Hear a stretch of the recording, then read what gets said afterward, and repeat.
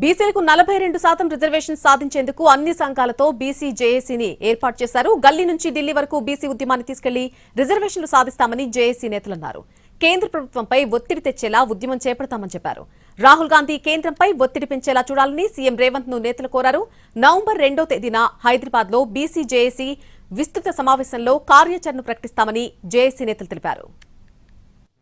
రిజర్వేషన్లు నోటికాడు ముద్ద గుంజేసుకుని మనల్ని అవమానించి మా 42% రిజర్వేషన్లు విద్యా ఉద్యోగ రాజకీయ రంగంలో రాకుండా అడ్డుకుంటున్నటువంటి శక్తులను భర్తం బట్టి వాళ్ళను రాజకీయ శత్రువులు ప్రకటించి ఒకవైపు ఉద్యమం చేస్తాం, ఇంకొక వైపు బీసీలను రాజకీయంగా చైతన్యం చేస్తాం, ఓటు చైతన్యం చేస్తాం.